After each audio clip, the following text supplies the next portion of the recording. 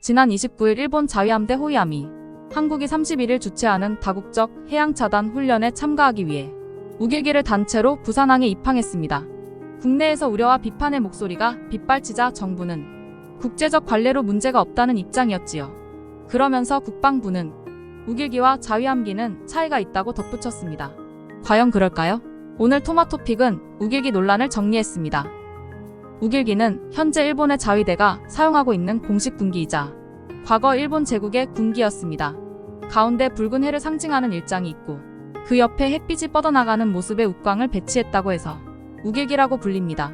메이지 유신 때인 1870년 5월 15일 전쟁 깃발로 처음 채택되었으며 1945년 8월 제2차 세계대전 당시 일본이 항복할 때까지 사용됐습니다.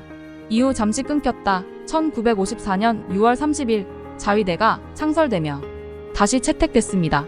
우길기는 독일 나치의 상징인 하켄크로이츠와 곧잘 비교되는데요. 일본은 군부가 정권을 잡고 군국주의와 파시즘화돼 2차 세계대전으로 이어졌다는 점에서 독일 나치당과 비슷합니다. 다만 하켄크로이츠는 나치당의 단기로 시작했으나 이후 나치 독일의 공식 국기와 군기가 되었고 우길기는 일본군의 군기로 남았다는 점에서 근본적인 차이는 있습니다. 사후 대응에서도 다른데요. 독일은 전후 반나치법을 제정하면서 이와 관련된 상징을 금기시켰지만 일본에서는 전후 반나치법과 같은 법을 제정하려는 움직임이 없었고 지금도 큰 문제의식 없이 계속 사용하고 있습니다. 게다가 일본이 공식 군대를 자위대로 대체한 상황에서 군기인 우길기의 사용은 과거 제국주의의 부활을 꿈꾸는 것 아니냐는 해석도 가능합니다. 일본 내 평화헌법 개정 움직임이 활발한 현 시점에서 그 저희는 더욱 의심스럽습니다. 일각에서는 일제는 홀로코스트, 인종주의, 반유대주의 등 수준의 행위는 저지르지 않았기 때문에 우길기는 괜찮다는 주장도 있는데요. 이는 명백한 서양 쪽 시점입니다. 일제는 우길기를 달고 한반도를 식민 지배하면서 학살, 생체실험, 위안부 등 비인간적인 행위를 자행했습니다. 나치 일제의 사상과 이들이 저지른 전쟁 범죄는 경중을 따질 수 없습니다. 그럼에도 일본은 전혀 반성 없는 행보를 보이고 있는데요. 일본 외무성은 지난 2019년 우길기 홍보 자료를 게시하면서 자위함기를 우길기의 일종으로 소개하고 있습니다. 일본 외무성은 해상자위대 자위함기와 육상자위대 자위대기는 1954년 제정된 자위대법 시행령에 따라 우길 모양을 사용하고 있다며 홍보자료에 1998년 자위함기를 달고 부산항에 입항한 일본 자위대함 사진을 실었습니다.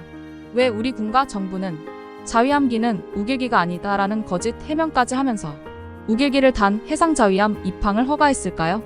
우리 국민 정서상 용납하기 어렵지만 우길기 개항을 막을 국제법적 근거가 없다는 점 때문일 겁니다.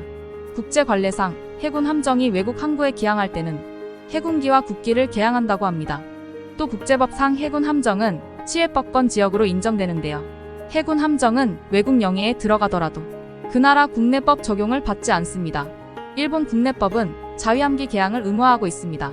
국방부 설명대로 우길기를 사용하지 말라는 국제협약이 없고 일본 국내법은 자위함기 개항을 의무화하고 있으니 한국 정부가 막을 수 없습니다.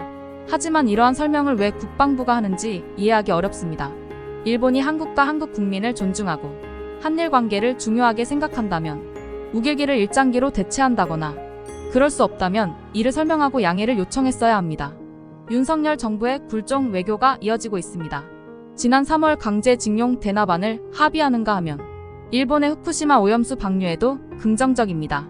이번에는 우길기입니다. 우길기에 담긴 상징성을 애써 무시한 채 우길기와 자위함기는 다르니 한국에 들어와도 괜찮다라는 것이 현 정부의 기조라면 이는 정말 심각한 문제입니다. 물의 반잔을 마저 채우는 것이 우리 국민의 눈물이 아닐까 우려됩니다. 토마토픽이었습니다.